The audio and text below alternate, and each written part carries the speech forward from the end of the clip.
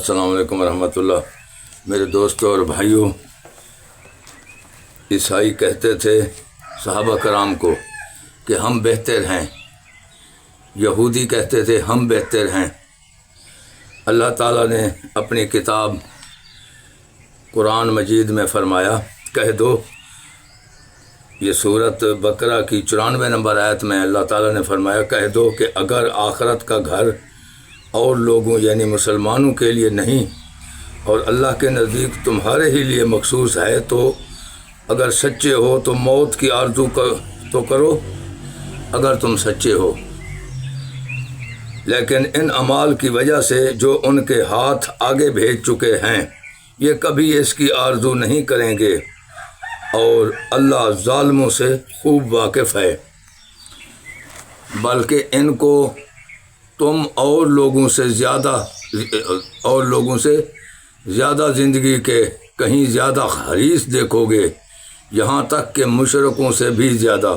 ان میں سے ہر ایک یہی خواہش کرتا ہے کہ کاش وہ 1000 برس جیتا رہے، مگر اتنی لمبی عمر اس کو مل بھی جائے تو اسے عذاب سے تو نہیں چھڑا سکتی، اور جو کام یہ کرتے ہیں اللہ ان کو دیکھ رہا ہے۔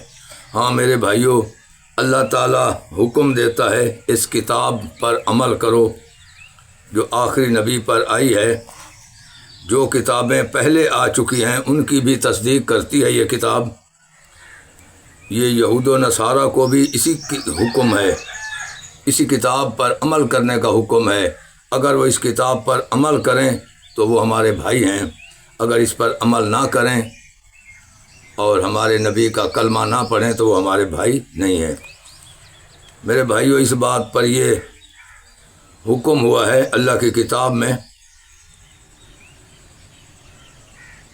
کہہ دو کہ جو شخص جبرائیل کا دشمن ہو اس کو غصے میں مر جانا چاہیے، اس نے تو یہ کتاب اللہ کے حکم سے تمہارے دل پر نازل کی ہے،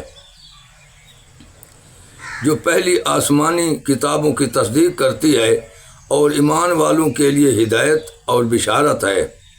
جو شخص اللہ کا اور اس کے فرشتوں کا اور اس کے پیغمبروں کا اور جبرائیل علیہ السلام اور میکائیل علیہ السلام کا دشمن ہو تو ایسے کافروں کا اللہ دشمن ہے۔ اور ہم نے تمہارے پاس سلجھی ہوئی آیاتیں ارسال فرمائی ہیں، اور ان سے انکار وہی کرتے ہیں جو بد کردار ہیں۔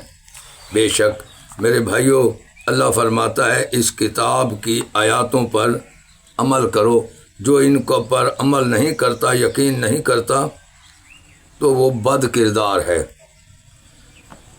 اور آگے فرمایا آیت نمبر 100 میں، ان لوگوں نے جب اللہ سے عہد کیا، عہد کہتے ہیں وعدے کو، اللہ کے ساتھ وعدہ کیا، تو ان میں سے ایک فریق نے اس کو کسی چیز کی طرح پھینک دیا۔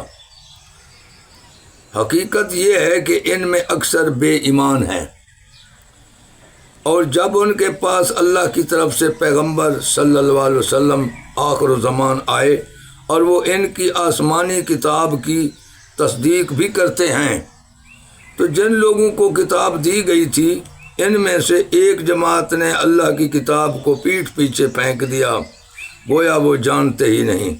ہاں میرے بھائیوں، یہ اس دور میں بھی اسی طرح ہوتا رہا، اس کتاب کی توجہ کرنے میں لوگوں نے نہیں محنت کی۔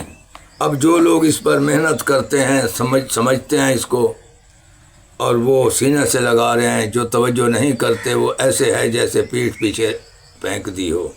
میرے بھائیوں، قرآن عظیم کتاب ہے، روشنی کرتا ہے دل میں، دماغ میں۔ میرے بھائیوں، غور و فکر کرو، انشاءاللہ بڑا نفع ہوگا۔ السلام علیکم ورحمۃ اللہ۔